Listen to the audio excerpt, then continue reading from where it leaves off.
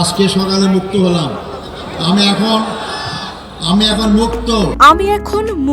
আমি এখন স্বাধীন। কারা মুক্তির পর এমন বক্তব্যে উচ্ছ্বাস প্রকাশ করেন এটিএম আজহারুল ইসলাম। ৭১-এর মুক্তিযুদ্ধকালে মানবতা বিরোধী অপরাধ মামলায় খালাস পাওয়ার পর জামায়াতে ইসলামের সাবেক সহকারী secretary general ATM Azharul Islam বুধবার সকালে বঙ্গবন্ধু শেখ মুজিব মেডিকেল বিশ্ববিদ্যালয়ের প্রিজন সেল থেকে মুক্তি পাওয়ার পর সাংবাদিকদের সামনে এমন মন্তব্য করেন।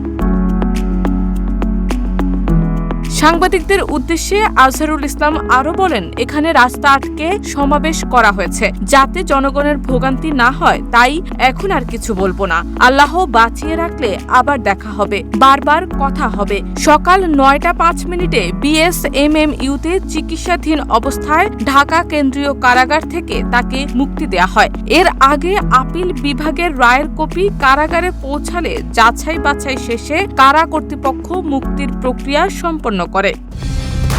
কালার এক্সপার্ট, জর্জ স্যাপ এবং মাইল্ড অন হ্যান্ডস টেকনোলজি সমৃদ্ধ অরিক্স ক্রিস্টাল ওয়াশ আপনার লন্ড্রি এক্সপার্ট। মঙ্গলবার আপিল বিভাগ আন্তর্জাতিক অপরাধ ট্রাইব্যুনালের দেয়া মৃত্যুদণ্ডের রায় বাতিল করে আজহারকে খালাস দেন।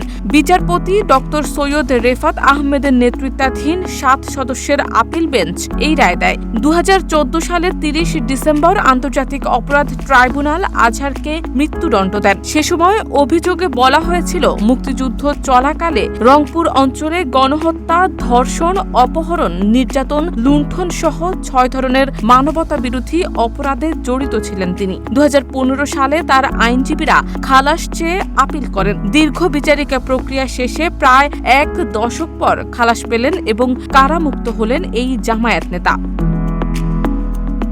শারমিন নিশু, ঢাকা পোস্ট।